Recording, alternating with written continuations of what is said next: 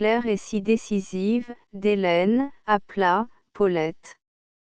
Paulette, Paulette, qui dormait sans doute, prit son temps pour se lever. On entendit grincer des volets qu'elle repliait. En ouvrant, à la vue de son père, elle prit une mine penaude, elle s'exclama, presque affolée de surprise, « Oh maman! C'est papa ?» Et, sans rien dire d'autre, elle s'enfuit, comme une biche effrayée, à l'intérieur de l'appartement. Bernard entra, par un obscur vestibule, dans la chambre vaste où sa femme était couchée. Était-ce bien Hélène? Il eût passé devant elle, sans la reconnaître, deux creux d'ombre sous les pommettes, les yeux reculés comme au fond de deux trous, la peau du menton collée sur une mâchoire de morte, et un teint exsangue que l'émotion fit d'un rose pâle, pâle comme celui d'une lune d'hiver dans un soir gelé. Il s'avança auprès du lit, ne pouvant prononcer un mot. Seulement, il leva les bras et les laissa retomber par un geste d'involontaire commisération qui signifiait « Toi, Hélène. Est-ce possible que je te retrouve à ce point anéantie ?» Il s'inclina sur elle, et de ses lèvres lui toucha le front, ainsi qu'on baise un enfant malade, ce baiser grave eut la solennité tacite d'un pardon. Avec un grand effort, elle haussa vers lui ses prunelles sans flamme. « Mon pauvre ami, murmura-t-elle, je t'ai fait beaucoup de mal. Je n'ai jamais douté de toi. Tu es venu quand même. Tu es bon, ne parlons pas de moi, protesta doucement Bernard. Ce que j'ai souffert est passé, je suis debout. Il faut que tu sois debout. Je ne veux pas que tu te laisses mourir. » Elle souleva sur le drap sa main droite dont les doigts n'étaient plus que des osselets d'ivoire jauni, et ce mouvement eut l'air d'exprimer « mourir, c'est sans importance ». Mais elle tourna ses yeux du côté d'Adèle et de Charles qui attendaient un signe pour s'élancer à son cou. Un sourire effleura sa bouche, y ranima comme une fleur de vie. « Et Paulette, fit-elle soudain, en la cherchant du regard. « Paulette, tu ne viens pas voir ton père, Adèle, Charles. Et tu sautes, mon enfant. » Paulette avait disparu dans sa chambre, elle se tenait à distance, butée contre ce retour à l'unité familiale, et jalouse de ne plus avoir sa mère pour elle seule, craintive aussi devant un père qu'elle avait offensé. Mais le reproche d'Hélène, « et tu sautes », eut prise sur le point sensible de son orgueil, sur l'amour-propre de se croire intelligente. Elle l'était, jugeant sa bouderie stupide, aussitôt la répara. Elle accourut impétueusement, embrassa son père comme si elle l'avait vu la veille, puis Charles et sa sœur, qu'elle attira vers l'embrasure d'une des fenêtres, pour leur montrer la vue, les masses des marronniers encore dans l'ombre au bout du jardin, le potager et les pelouses radieuses le long desquelles circulaient des infirmières en blanc. Bernard, qui l'avait accueillie sans vive tendresse, entendit qu'elle s'informait du Mans et de Thuong. « Thuong, répondit Adèle, n'est pas sérieux, il s'absente des nuits entières. Les souris s'en donnent, c'est infernal. Nous lui cherchons un successeur. » Bernard s'était assis au chevet d'Hélène, à la façon d'un médecin qui fait une visite, elle laissa retomber sa tête sur l'oreiller, et manifestement exténuée, referma les paupières. « Souffres-tu beaucoup ? » interrogea-t-il, sentant qu'il fallait rompre à tout prix l'embarras des premières minutes. « Oui et non. Je flotte dans le vague, comme un noyé qui va s'évanouir. Mais tout me brise, tout me transperce. J'ai la tête enserrée d'épines, et des épines sous mon front qui bougent dans mon cerveau. J'ai arrêté la pendule, le tic-tac me perforait les tempes. Il pleuvait, l'autre nuit. Le bruit des gouttes, sur la tôle des chéneaux, m'exaspérait comme si des becs d'oiseaux m'avaient piqué les côtes. Hier, je me suis évanouie, le graphophone du marchand de vin hurlait un air de bastringue, le supplice de ne pouvoir fuir m'a donné une crise d'étouffement. Madame Laboré, par bonheur, se trouvait là. Tu sais, elle passe des heures, tous les jours, avec moi. Elle aide la femme de ménage à retourner mon matelas. Tu la verras, ce matin. C'est elle qui m'a cueilli ces fleurs. Hélène indiqua, d'un revers de main, sur la cheminée en désordre, parmi des fioles de remède, un bouquet d'héliotropes et de jacinthes sauvages, dans une buire d'étain, d'une forme charmante. Approche-toi, dit-elle, ces jacinthes sentent l'amande. Regarde ces petites feuilles brillantes, dentelées. Comme c'est joli. Bernard songea brusquement que la buire devait être un cadeau de Glanca. À son arrivée dans la chambre, par un sublime oubli de lui-même, il avait fait abstraction du passé. Il n'avait vu que la pauvre femme aux abois, qu'il aimait et qu'il venait disputer à la mort. Mais la présence du rival, incrusté en ce lit, en ces meubles, sur le plancher, mêlée à l'air du logis, à des choses qu'il devinait sans les voir, Hélène, d'une intonation et d'un geste, la réveilla tout à coup. Elle s'exaltait devant les fleurs de Madame Laboré, parce que le vase où elle les avait mises était un souvenir de son amant. Bernard sentit au fond de sa propre chair le retour des instincts qui ne pardonnant pas. Entre sa femme et lui le fantôme s'interposa, le ménage à trois continuerait-il. Et il ne pouvait rien pour empêcher cette possession fictive, rien, si ce n'est patienter. Les années useraient l'image de Woronslaw, comme elles avaient usé, en Bernard lui-même, celle d'Édith. Il ne s'approcha point des fleurs, mais considéra tristement Hélène qui relevait derrière sa nuque une touffe de cheveux gris. « Repose-toi, dit-il. Je ne veux pas que tu t'agites en parlant. Quand Madame Laboré viendra, nous prendrons une décision. Il est impossible que tu restes ici. Et où veux-tu que j'aille ? Gémit-elle, consternée. Ici, j'ai un grand calme, le graphophone ne joue que le dimanche, j'entends les coqs chanter, des petites filles sauter à la corde. Le soir, derrière les marronniers, les crépuscules sont si beaux. Les gens viennent s'asseoir sur leurs portes, des jaseries lasses et tranquilles, comme dans un village.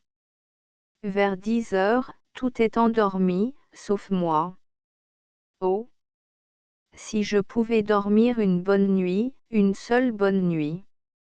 Mais, plus je cherche le sommeil, moins il vient. Je ressemble à ce condamné qu'on fit mourir en le privant de sommeil, et chaque fois qu'il s'assoupissait, on lui enfonçait dans les membres des pointes de baïonnette. Bernard tâcha de la convaincre que l'équilibre du dormir reviendrait avec l'ensemble de ses forces. Vieillir de faim, avait jadis été sa frayeur, à présent, elle se laissait consumer par cette maladie bizarre, ne vouloir et ne pouvoir plus manger. Seul, un traitement vigoureux dans une maison de santé lui restituerait l'énergie de se nourrir et le sommeil. Et comment paierai-je ? Se défendit-elle. Il me reste à peine 100 francs. Quelqu'un de généreux m'a prêté, répliqua Bernard. Ne te mets pas en souci. Pense à vivre. Il la comprenait trop, pour elle, se séparer du logis où Glanca l'avait aimé serait un sacrifice indicable. L'homme par qui elle s'était vue abandonnée lui demeurait, quoique disparu, plus cher que son mari vivant et tout à elle, plus cher que ses enfants et que la vie elle-même. En face d'une telle aberration, Bernard, un instant, perdit courage, il se tut, et, dans son silence elle discerna qu'elle l'avait blessé. Ce fut elle qui reprit l'entretien, elle demanda, car le prestige de son frère persistait à la gouverner, Jules t'écrit-il. J'ai reçu un mot de lui, après son arrivée. Il était heureux, mais très las du voyage. Depuis, rien. J'ai eu de ses nouvelles, l'autre mois, répondit Bernard, sommairement. Ses affaires sont toujours magnifiques, en espérance. Il s'entendit que Jules lui donnait des chiffres sur la hausse, déjà prononcée, du caoutchouc. Il n'admettait pas qu'Hélène pût être conduite à se rapprocher de lui, parce qu'un meilleur vent soufflait dans ses voiles. Et l'endormit. S'informa T.L. A-t-il rendu l'armoire? Hélas! Quand la délivrerai-je de ses mains hideuses? Cette question d'Hélène confessait qu'elle songeait à la vitrine de Glanca. Bernard, après la mort du docteur, avait prévenu sa veuve qu'il lui expédiait le meuble maléfique. Il n'en parla point à Hélène, toute conversation, entre eux, il le savait bien, serait longtemps épineuse comme la coque d'une figue de Barbarie, il y aurait, jusqu'à la fin, des sujets interdits, impossibles. Mais il ne cherchait plus un bonheur sans amertume, il voulait le salut de celle qu'il aimait, pour elle plus que pour lui. On sonna, c'était, fidèle à sa promesse, Madame Laboré. En trouvant tous les dieux-aides accourus selon son attente, sa figure naïve et juvénile, pressée de bandeaux blonds, s'illumina de contentement, elle eut le tact de ne point le manifester avec exubérance. Elle arrivait, comme une sœur de charité, attentive d'abord aux soins nécessaires. Elle fit bouillir une tasse de chocolat, suggéra, imposa presque à la malade de l'absorber, cuillerée par cuillerée. Hélène, à chaque gorgée qui descendait, était prise d'un étouffement, elle suppliait, assez, assez. Voulez-vous donc m'achever? Madame Laboré, d'une voix persuasive, insistait, encore une. Encore une. Et elle persévéra jusqu'à ce que la tasse fût vide. En voilà pour longtemps, déclara Hélène, impatientée. Et tu crois, s'écria Bernard, survivre à un pareil régime? N'est-ce pas, chère madame, malgré vos bontés admirables, jamais elle ne se remettra sans un traitement énergique dans une maison appropriée. Madame Laboré opina que c'était bien sa conviction. S'il l'autorisait, elle avertirait le docteur Picard, de Neuilly, qui viendrait lui-même avec une voiture d'ambulance et transporterait la malade. Il n'y avait plus un jour à perdre. Hélène se récria, aujourd'hui. Non, je ne veux pas. C'est un coup monté. Vous abusez tous de mon impuissance. Paulette, à la rescousse de sa mère, commença une scène de larmes. Madame Laboré prévint Bernard en lui intimant de se taire. Ma petite maman, dit Adèle, sois obéissante. Tu vois bien qu'il faut te laisser guérir. Mais Hélène jeta un coup d'œil à son amie, Madame Laboré pénétra son tourment, avant de quitter la chambre, Hélène tenait à mettre en ordre ou à détruire plusieurs choses intimes. Madame Laboré pria Bernard d'aller s'entendre, au téléphone, avec le docteur Picard, le dévouement de ce jeune neurologue était acquis, Laboré lui avait, à ses débuts, rendu des services qui n'avaient pas aidé un ingrat, il sera vôtre comme il est nôtre. En rentrant de cette course, Bernard trouva Hélène habillée, tant bien que mal, sa robe ne tenant plus sur son squelette, et ses bas ayant l'air de cacher 2 bâtons. Il remarqua, au fond de la cheminée, un amas de papier noirci, et se douta qu'en son absence on avait brûlé des lettres. Le docteur arriva, un homme d'aspect délicat et palot, un de ces médecins dont on pense qu'ils ont oublié de se guérir avant de soigner les autres, mais il rappelait Broulant par le sérieux de son diagnostic, avec une douceur affectueuse dans le regard qui manquait à Broulant. Son accent de simplicité captive dès l'abord la confiance d'Hélène, il l'interrogea, l'ausculta pour conclure, « Vous n'avez aucun organe atteint. Seulement, la faiblesse du pouls, votre état général vous met à la merci d'un accident. Il faut agir, et je vous emmène. » Comme vous voudrez, dit-elle d'un ton de lassitude immense où elle s'avouait résignée à tout, même à renaître. Il appela le chauffeur de l'automobile et un domestique resté en bas avec lui. Les 2 porteurs soulevèrent Hélène, la déposèrent sur une civière capitonnée. « Madame ne pèse pas lourd, observa le domestique. « Je pèse, murmura T.L., le poids du nombre. » Tandis qu'on l'emportait, livide et défaillante, elle s'aperçut dans la glace d'une armoire, fut épouvantée de sa mine et dit encore d'une voix à peine distincte, « Je regarde partir mon cadavre. » Ce départ était si lugubre que Paulette et Charles, derrière elle, éclatèrent en sanglots. Mais Bernard se pencha vers Madame Laboré, dominant toute sa douleur, il attesta son espérance, une autre Hélène renaîtra. 3 jours après, il reprenait le chemin du Mans. Le docteur de Neuilly constatait déjà chez sa malade, une détente, il avait obtenu 6 heures de sommeil spontané, elle venait d'absorber sans peur d'étouffement un bouillon de légumes. Désenvoûtée de la chambre funeste et de l'obsession du mort, Hélène laissait l'afflux vital se réordonner en ses organes, à moins de complications improbables, elle était sauvée. Adèle la quitta, certaine que Sainte Geneviève l'exaucerait jusqu'au bout.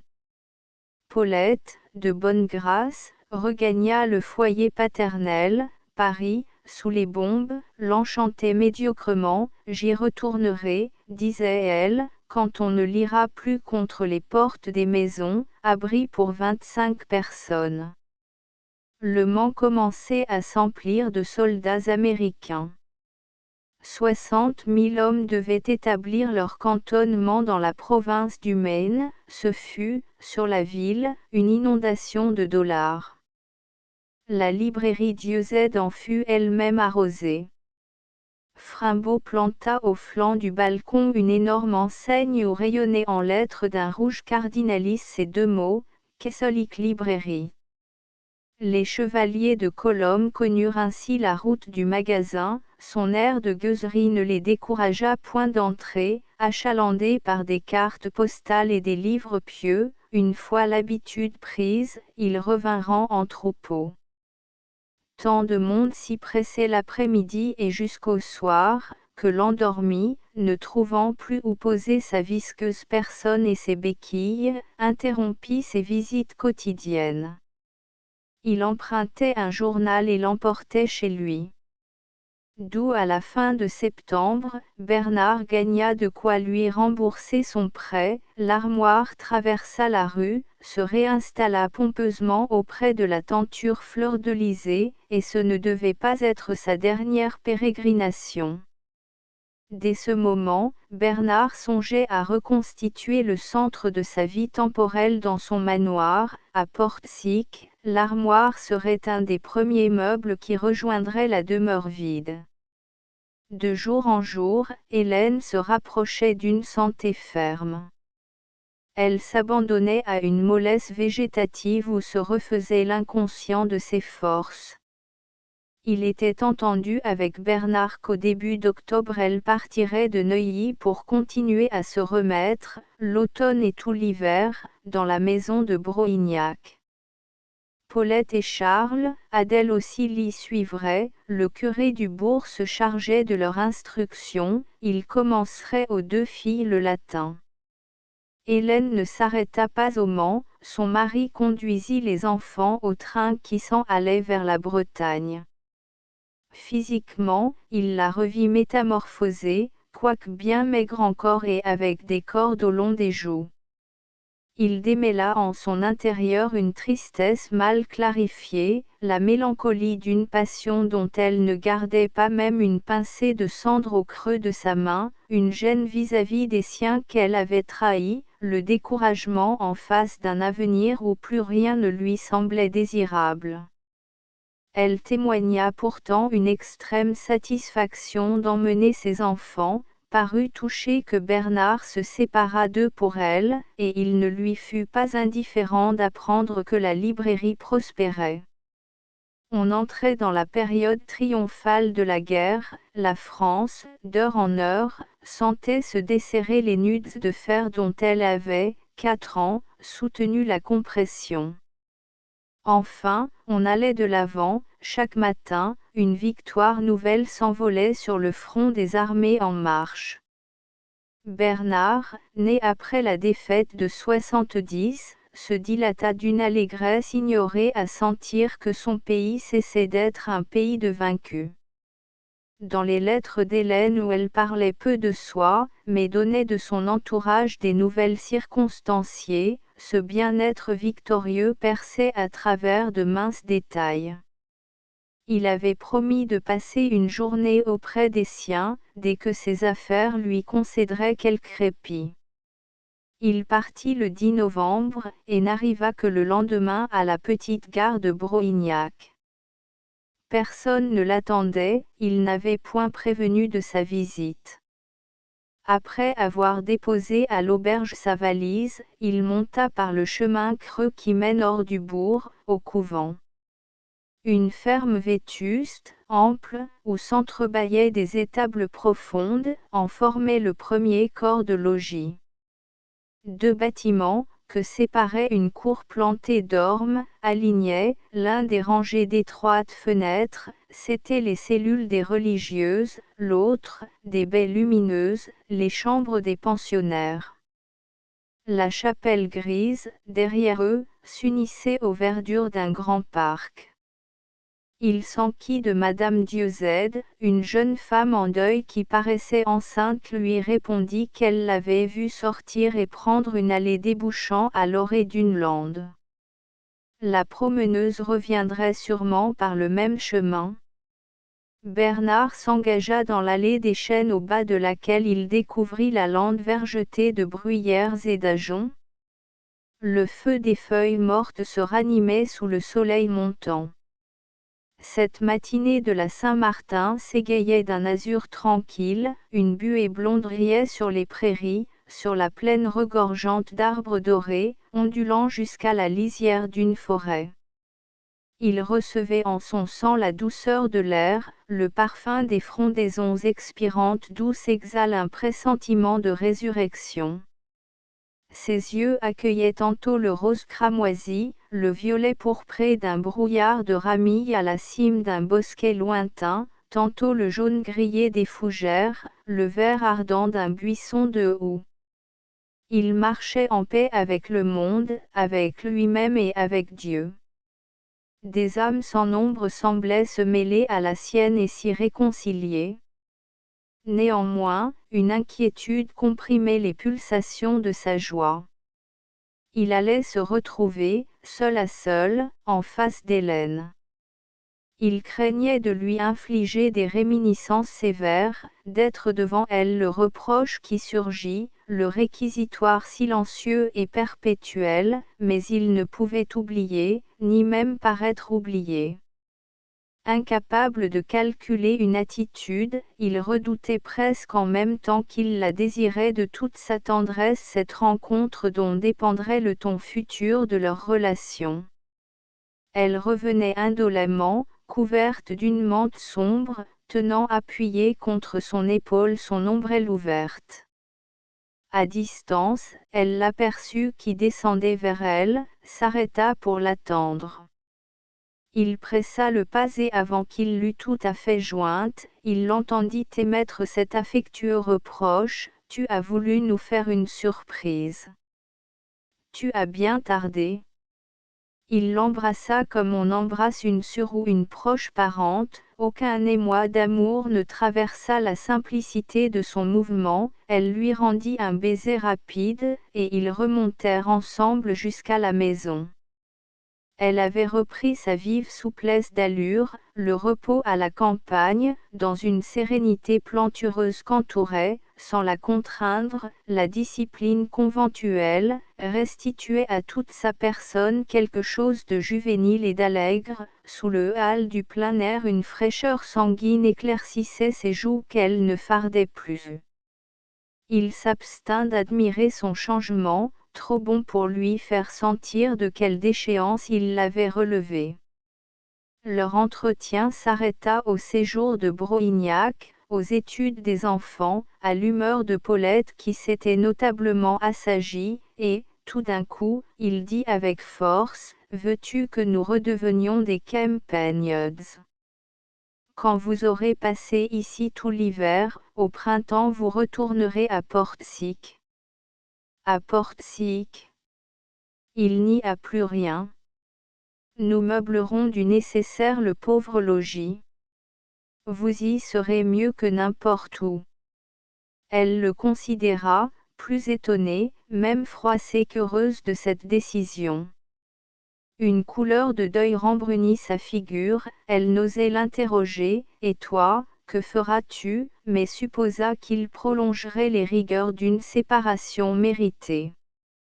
Bernard expliqua mieux ses projets, aussitôt finie l'effervescence du négoce que provoquait le passage des Américains, il vendrait, au Mans, sa librairie, et la transporterait à Brest où il se rendrait acquéreur d'un fonds, rue de Siam, que le libraire songeait à céder.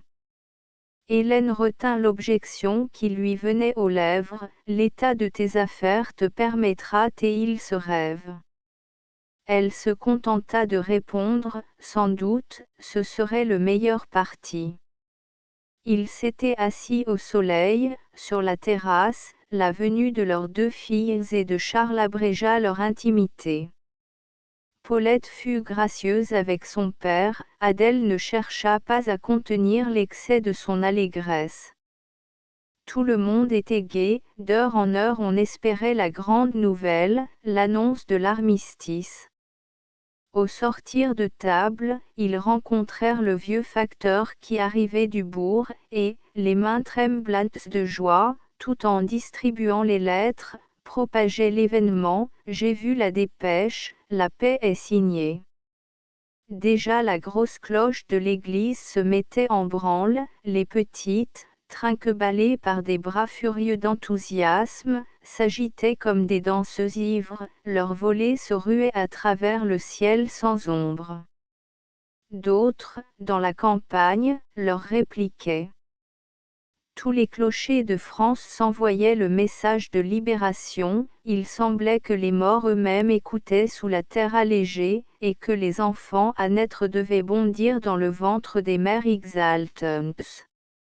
Bernard, silencieux, se découvrit et pria sentant que l'univers, en ces minutes, se recueillait avec lui. Mais Charles jeta soudain une réflexion dénuée d'artifice: « Puisque c'est la paix, Paulette ne me taquinera plus. » « Ne t'y fie point, » répondit Paulette en riant, « Paulette sera toujours Paulette. » Au même instant vint à passer, avec 2 petites filles vêtues de noir comme elle, la jeune femme que Bernard avait rencontrée le matin. Madame Lécuyer était la veuve d'un savant de noble avenir, tué, 4 mois avant, dans l'Aisne, à la tête d'une section qu'il commandait. Elle attendait, pour la fin de l'automne, la naissance d'un 3e enfant, sous son voile funèbre étrange un jour de victoire, la lourdeur de sa taille était à la fois douloureuse et magnifique. Ses yeux restaient rouges de larmes fraîchement essuyées, cependant, elle souriait. Bernard vit en elle la figure de la France déchirée et debout, plus grande que ses blessures, chargée d'espoir sublime, redressant au-dessus des ruines son front touché par des splendeurs clémentes. Elle dit à Madame Dieuze, c'est terrible de songer que, si la guerre avait cessé 4 mois plus tôt, mon mari. Et pourtant, je suis joyeuse. Vous me comprenez, si vous avez perdu quelqu'un. Hélène, en se détournant de Bernard, murmura, oui, je vous comprends. Adèle, qui s'était éloignée vers un groupe de religieuses, dans un bosquet du jardin, accourut pour annoncer, les sœurs vont chanter un Te Deum. Tu viens, maman? Je viens, répondit Hélène. Elle entra, devant Bernard, à la chapelle. Il mouilla son doigt d'eau bénite, lui en offrit, elle se signa, plus émue qu'elle ne croyait l'être, et l'échange du geste sacré fut entre eux le commencement de la paix. Celui qu'on a connu Job le pauvre redevient, en apparence, le riche Bernard Dieuze. Durant l'année 1919, le caoutchouc, aidé par le trouble des changes et les manœuvres de Sarrugue, a rebondi d'un élan prodigieux. Les actions d'apport de la société anonyme représentaient pour Bernard, au début de 1920, un capital presque doublé, environ 800 000 francs. Ce retour d'opulence ne l'a pas ébloui, il commençait à s'en effrayer, n'avait qu'une hâte, vendre ses valeurs et rompre le contrat qui le liait à Sarrugue, au monde affreux de la spéculation. Hélène, cette fois, n'a pas osé contrarier ses vues, le détachement du gain l'a fait plus sage que les malins de la bourse, il a vendu avant mars et, dès avril, la hausse ralentie s'est tournée en dégringolade. Dervard, de nouveau associé, Fergus Fergusson et tous les autres vont boire un bouillon. Quant au malheureux Jules, accroché à la roue de la fortune, cette culbute a désorganisé son bouillant cerveau. Le climat de Singapour, les fatigues de l'exploitation, la frénésie des cupidités déçues l'ont mené à la folie totale. Bernard vient d'apprendre qu'on a dû l'enfermer, il se croyait un raya des Indes, prétendait que son caissier lui avait volé des milliards, exigeait que cet homme fût mis en jugement et pendu, comme on lui résistait, un délire furieux l'a saisi, il a blessé d'un coup de poignard le juge qu'il sommait d'instruire. Son désastre enrage la vieille Madame Restaud rendue par ses rhumatismes plus insupportables et féroces. Hélène, au contraire, s'est ployée lentement à l'évidence des erreurs commises, une rénovation intime épure sa volonté, elle reconnaît que le bonheur n'est point où elle s'égara, elle aperçoit les injustices énormes de sa conduite. Son orgueil reste encore loin de se briser jusqu'au repentir, pour s'humilier, il faudrait qu'elle examinât ses fautes, sous le regard d'une vérité austère et miséricordieuse.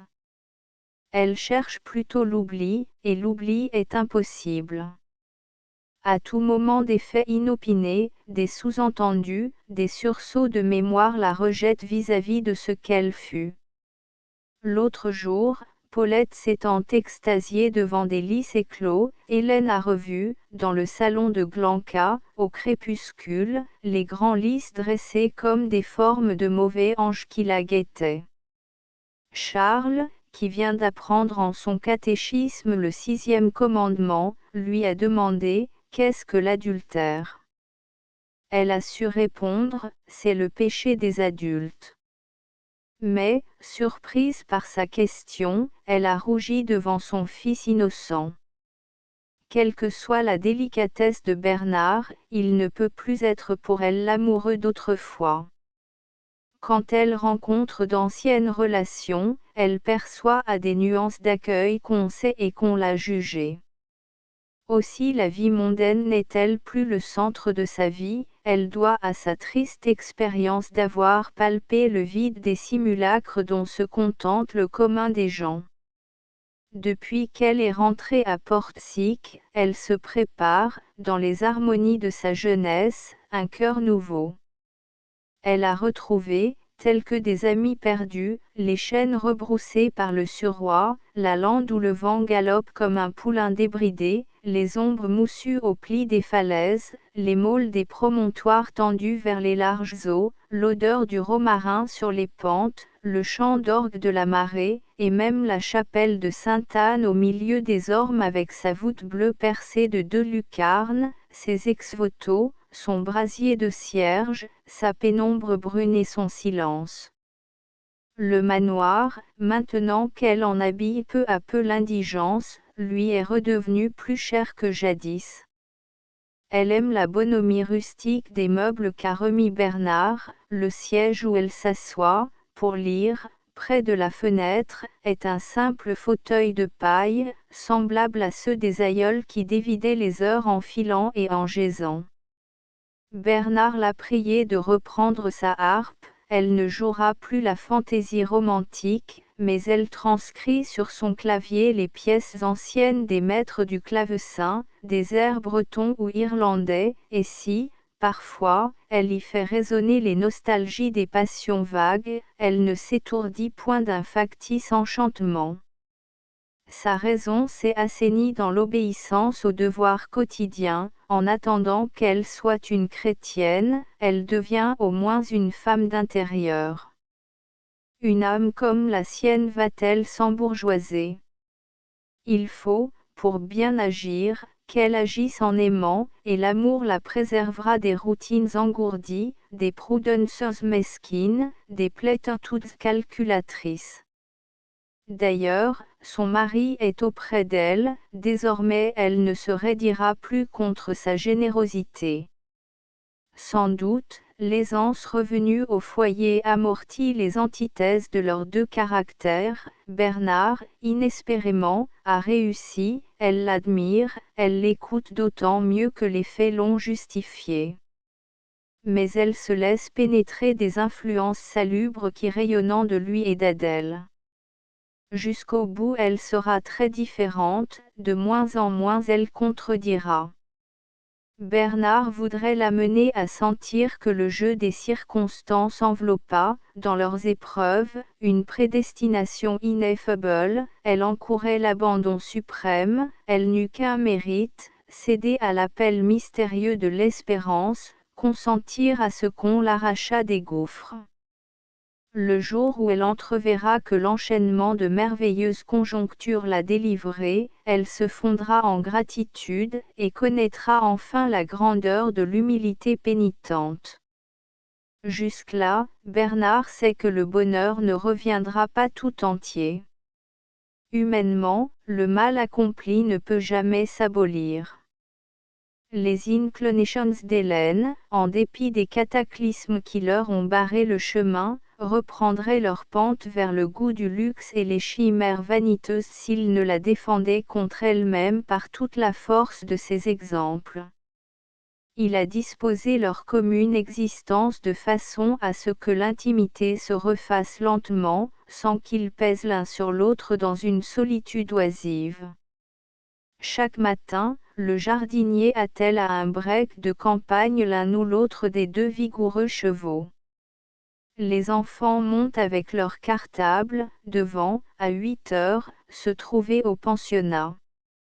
Hélène et leur père les accompagnent, c'est Hélène qui, le plus souvent, conduit.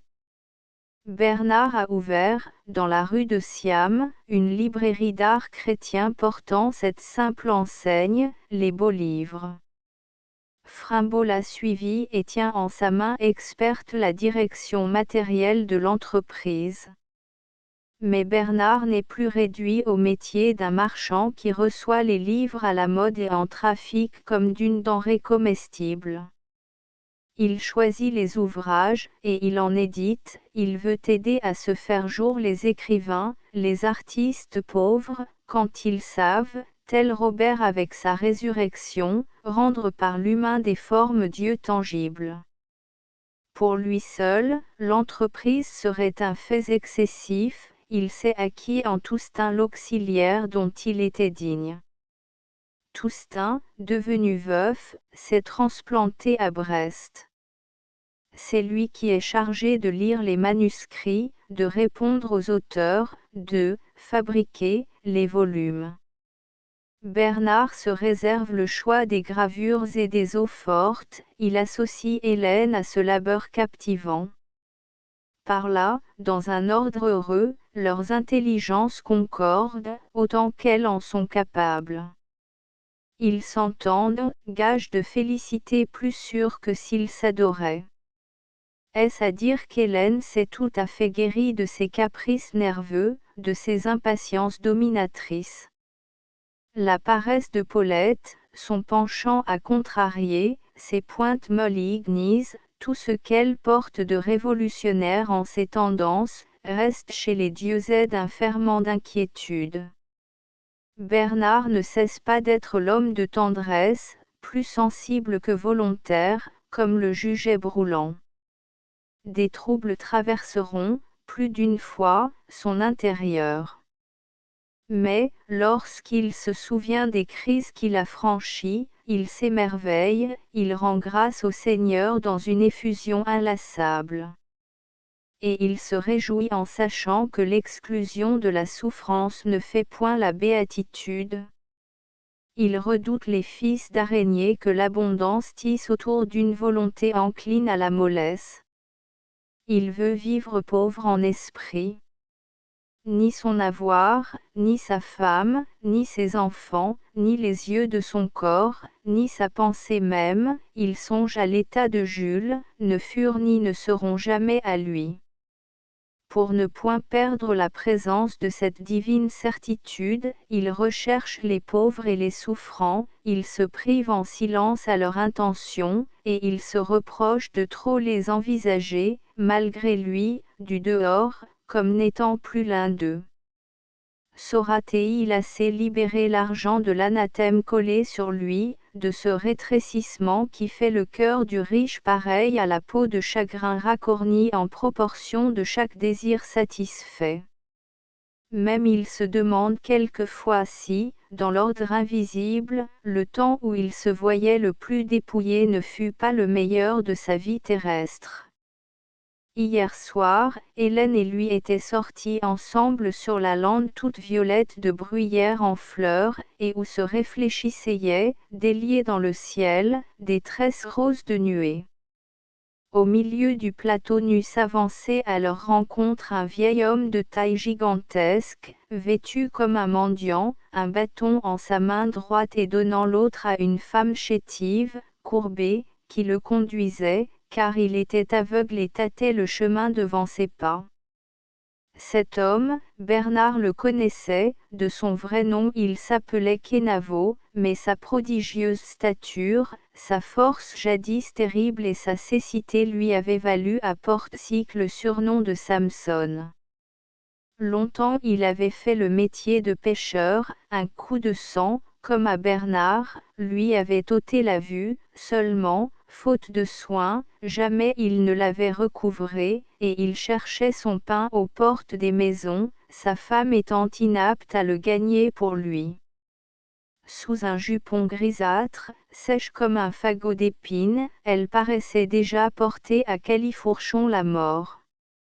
Son menton en cisaille, ses yeux cernés de rouge, le tatouage de ses rides crasseuses marquait sa figure d'une laideur méchante. On disait qu'elle maltraitait son mari et même le frappait, ne lui pardonnant pas d'être bon à rien et vengeant sa faiblesse sur le fort désarmé. Lui, au contraire, montrait en sa face sous une sorte de calme céleste. Bien qu'il eût des sourcils épais, abaissés et contractés au-dessus des prunelles inutiles, presque disparus au fond des orbites, l'ensemble de ses traits était joyeux, illuminé d'un signe de douceur que divinisaient, en cet instant, les reflets du crépuscule. Hélène, quand elle l'aperçut, aurait voulu l'éviter. L'aspect de cet aveugle lui rappelait que Bernard, par sa faute à elle, avait failli rester comme lui, elle se détournait d'un tel remords. Mais la femme de Samson le mena droit à Madame Dieuzède, avec la langue géniarde d'une pauvresse qui sait jouer son rôle. Elle remercia les bons maîtres d'un panier de figues, envoyé la veille. Elle laissait en même temps comprendre qu'une aumône fait appel une aumône à faire. Samson se taisait, comme abîmé dans le recueillement d'une extase. Le vent agitait autour de son cou les boucles blanches de ses cheveux mêlés aux flocons bourrus de sa barbe.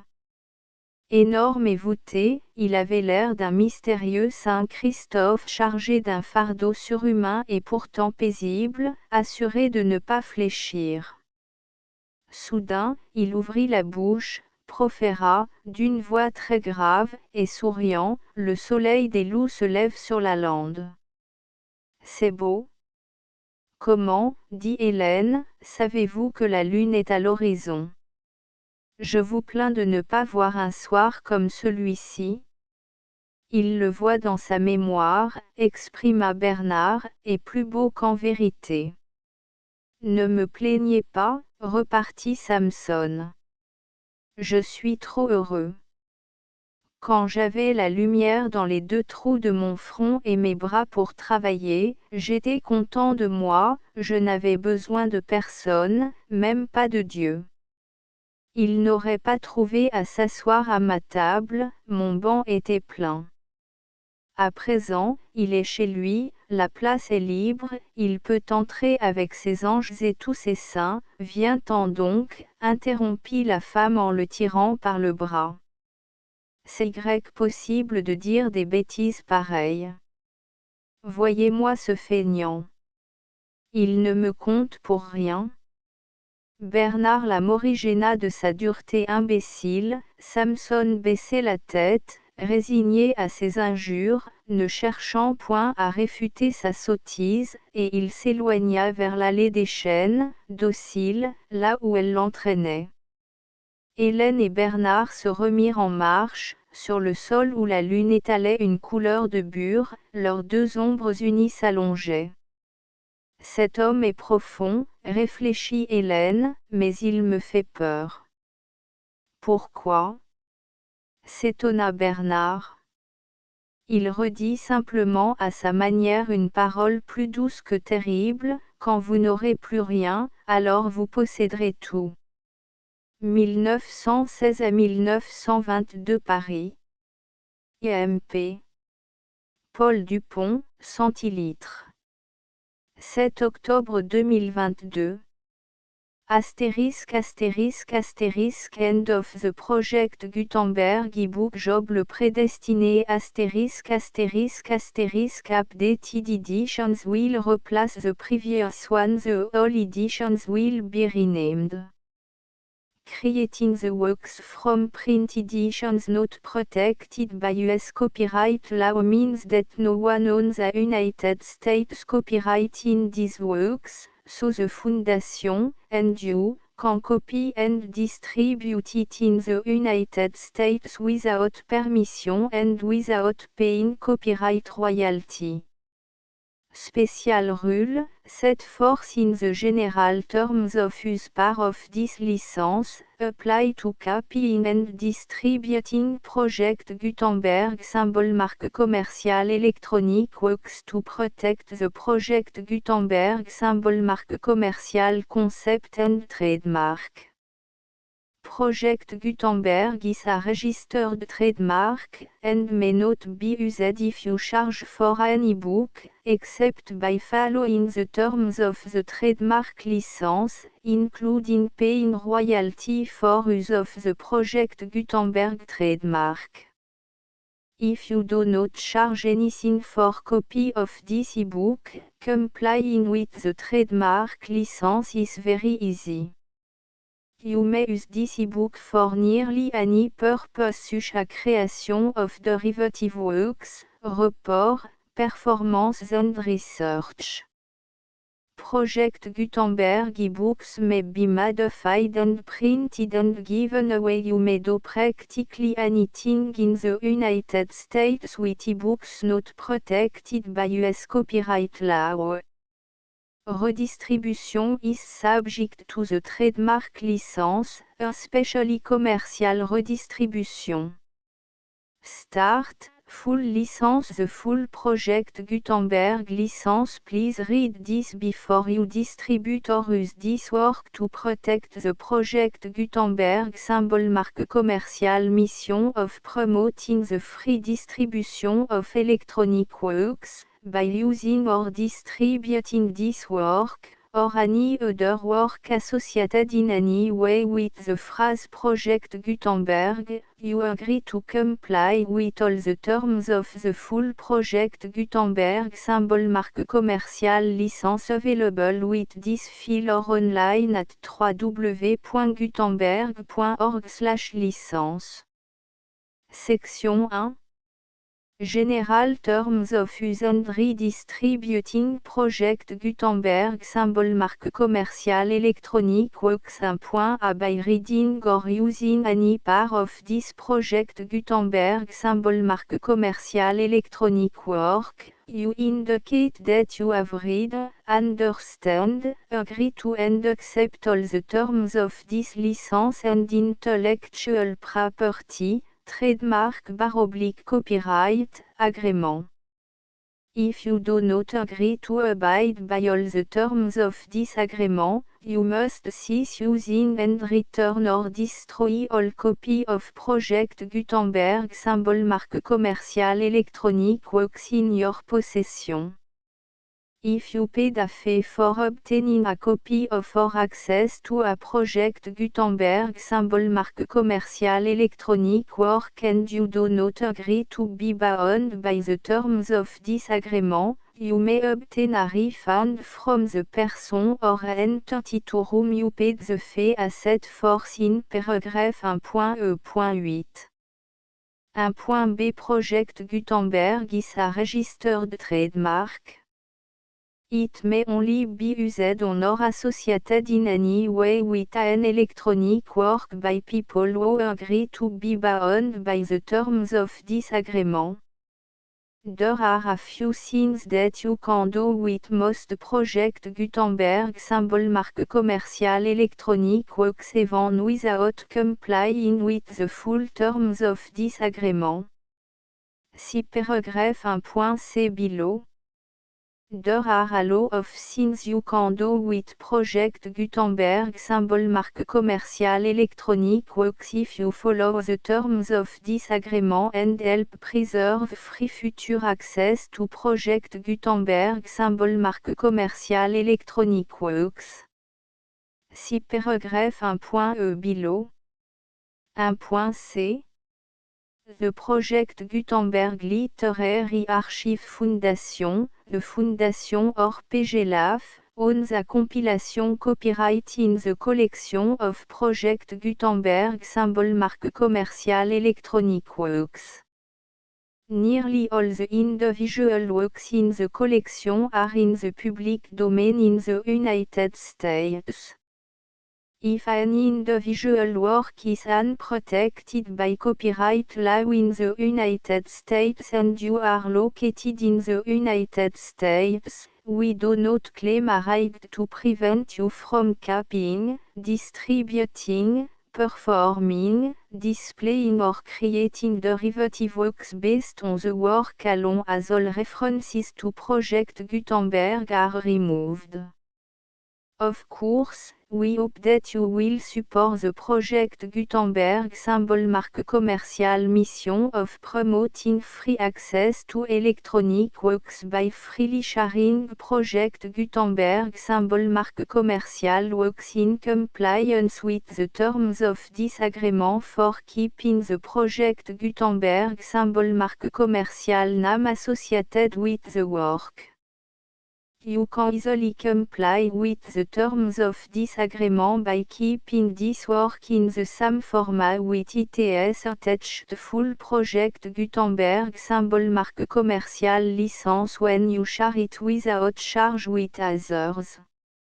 1.d The copyright laws of the place where you are located also govern what you can do with this work.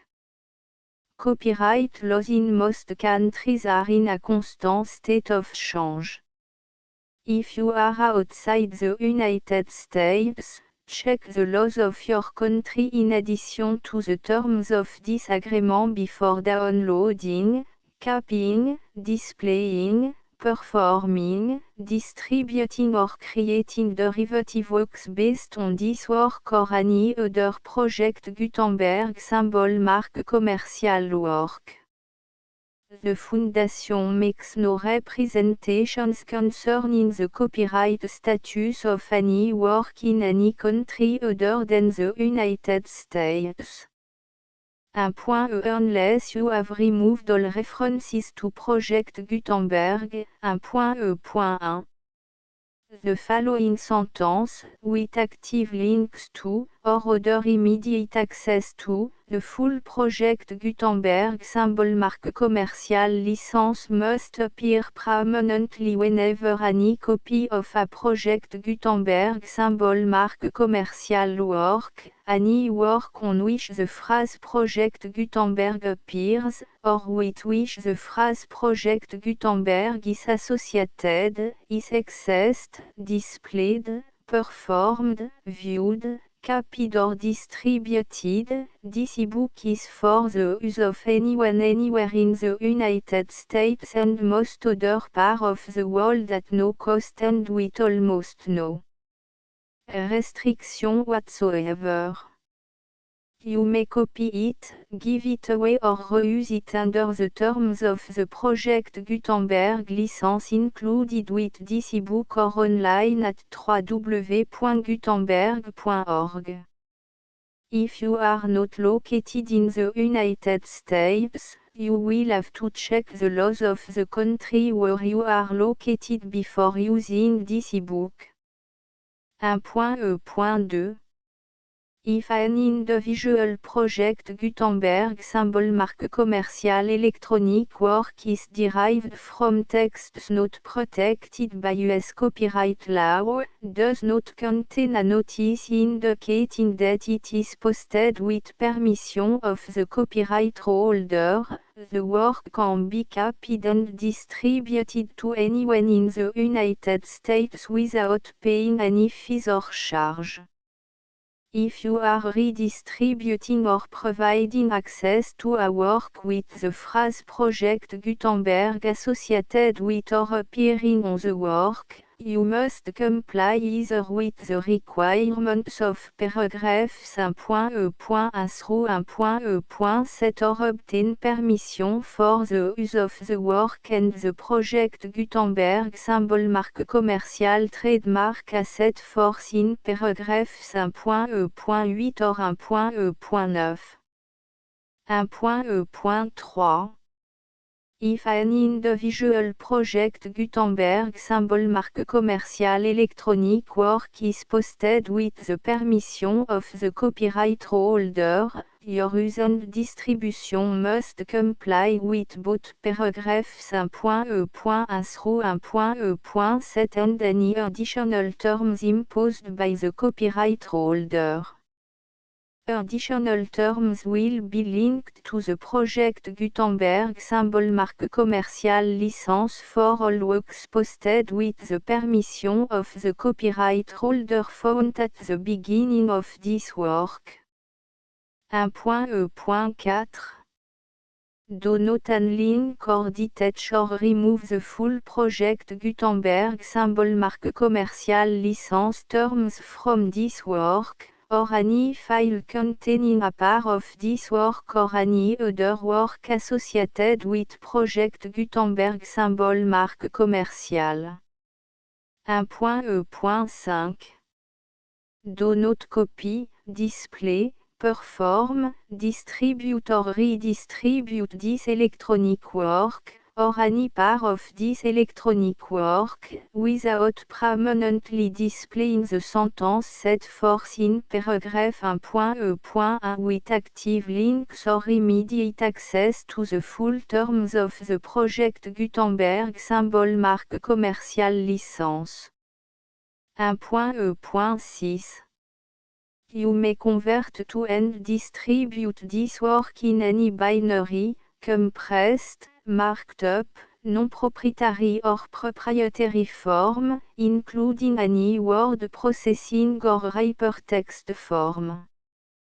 However, if you provide access to or distribute copy of a project Gutenberg symbol mark commercial work in a format other than plain vanilla ASCII or other format used in the official version posted on the official project Gutenberg symbol mark commercial website, www.gutenberg.org, you must, at no additional cost, fee or expense to the user, provide a copy, a means of exporting a copy, or a means of obtaining a copy upon request, of the work in its original plain vanilla ASCII or other form.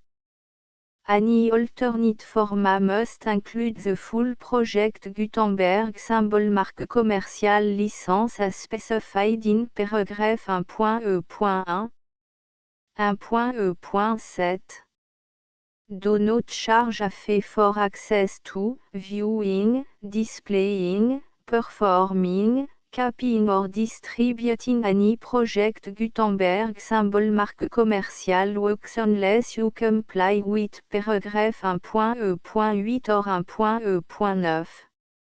1.e.8.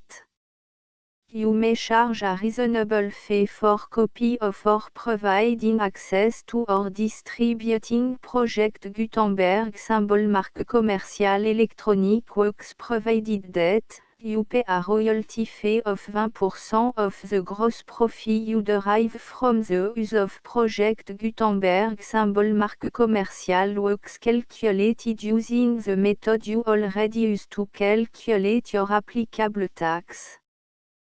The fee is owed to the owner of the project Gutenberg symbol mark commercial trademark, BU et HAS agreed to donate royalty under this paragraph to the project Gutenberg Literary Archive Foundation.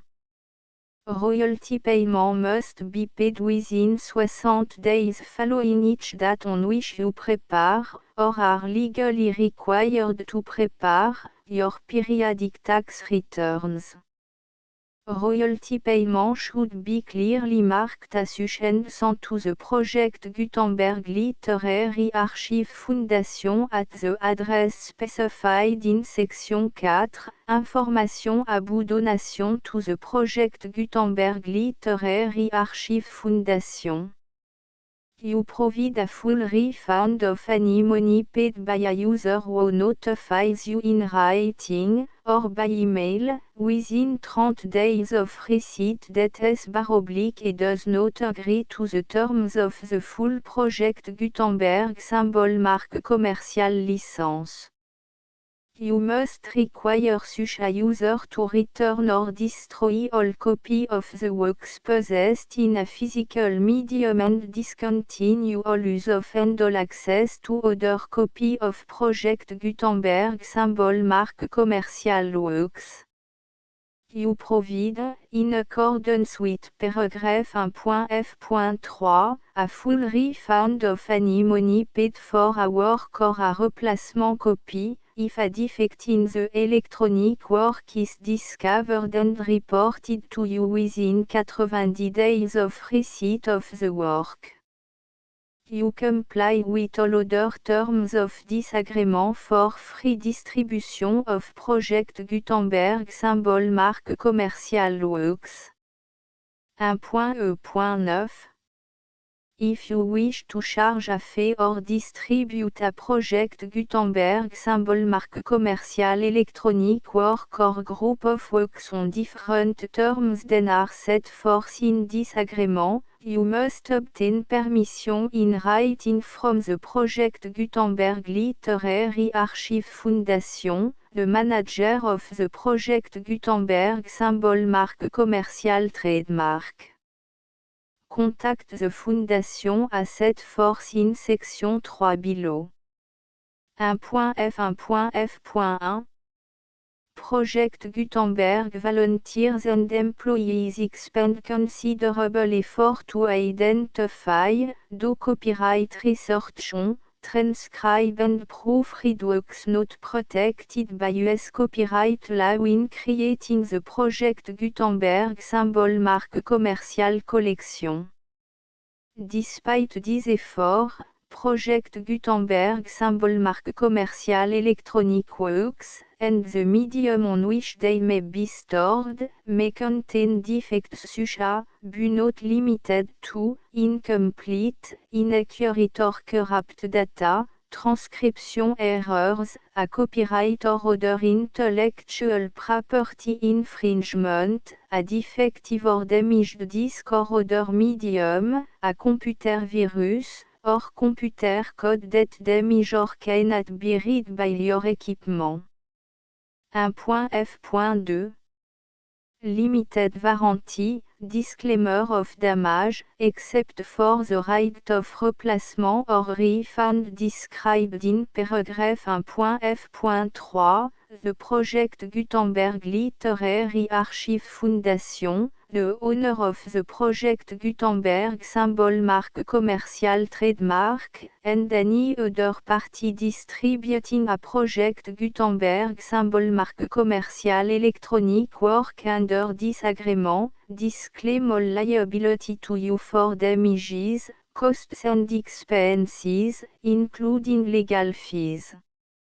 You agree that you have no remedy for negligence, strict liability, breach of warranty or breach of contract except those provided in paragraph 1.f.3. You agree that the Foundation, the trademark owner, and any distributor under this agreement will not be liable to you for actual, direct, indirect, consequential, punitive or incidental damages even if you give notice of the possibility of such damage. 1.f.3 Limited right of replacement or refund, if you discover a defect in this electronic work within 90 days of receiving it, you can receive a refund of the money, if any, you paid for it by sending a written explanation to the person you received the work from. If you received the work on a physical medium, you must return the medium with your written explanation. The person or entity that provided you with the defective work may elect to provide a replacement copy in lieu of a refund. If you received the work electronically, the person or entity providing it to you may choose to give you a second opportunity to receive the work electronically in lieu of a refund. If the second copy is also defective, you may demand a refund in writing without further opportunities to fix the problem. 1.f.4 Except for the limited right of replacement or refund set forth in paragraph 1.f.3, this work is provided to you as, with no other warranties of any kind, express or implied, including but not limited to warranties of merchantability or fitness for any purpose.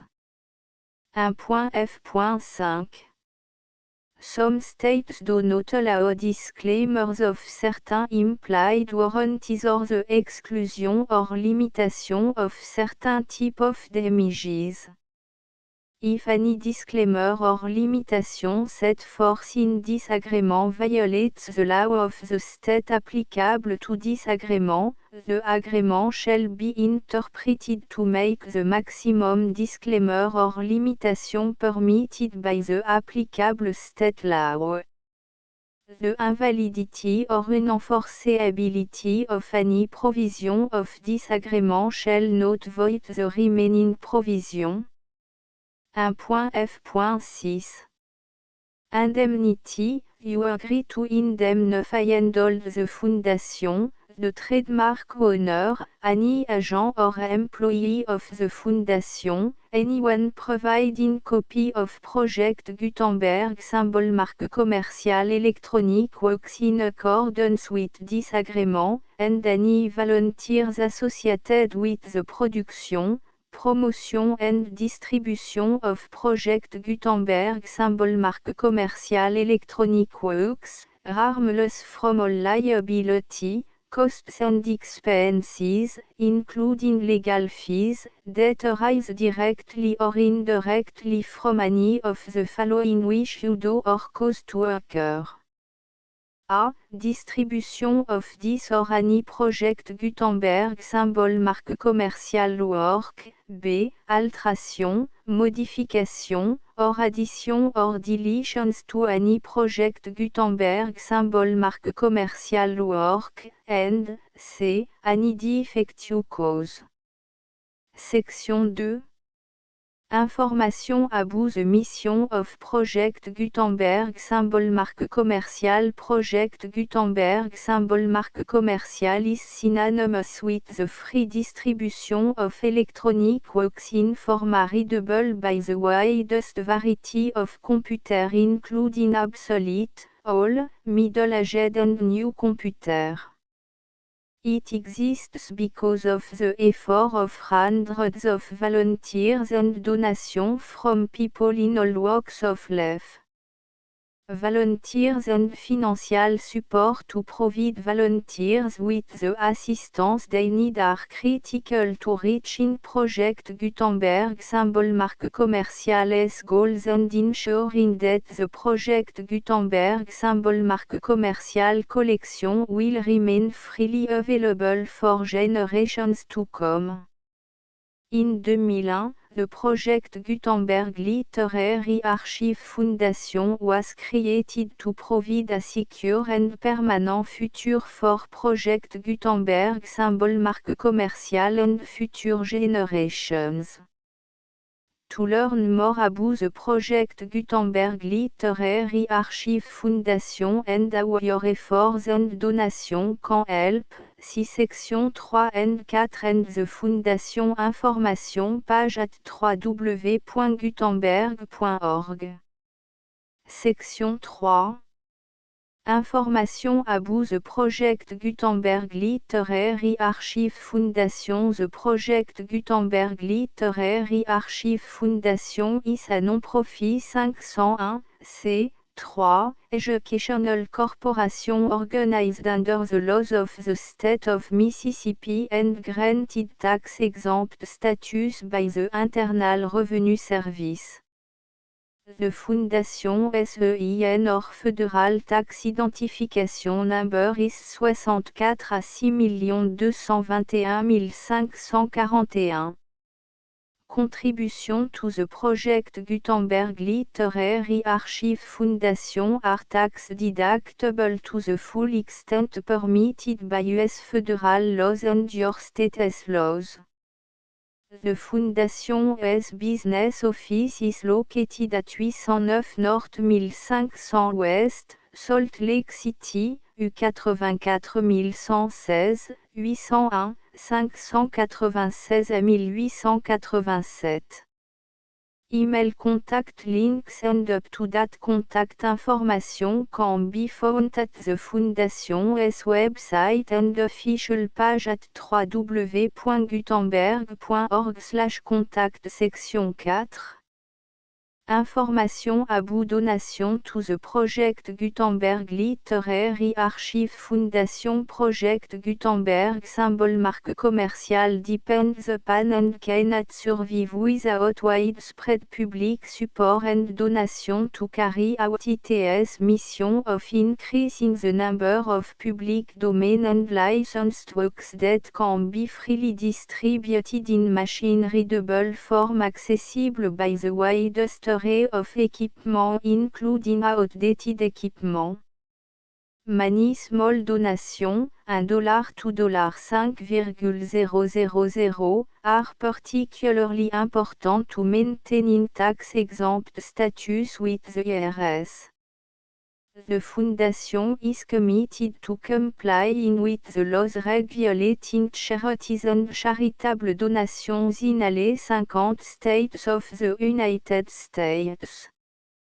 Compliance requirements are not uniform and it takes a considerable effort, much paperwork and money fees to meet and keep up with these requirements. We do not solicit donations in location where we have not received written confirmation of compliance. To send donation or determine the status of compliance for any particular state, visit www.gutenberg.org/donate.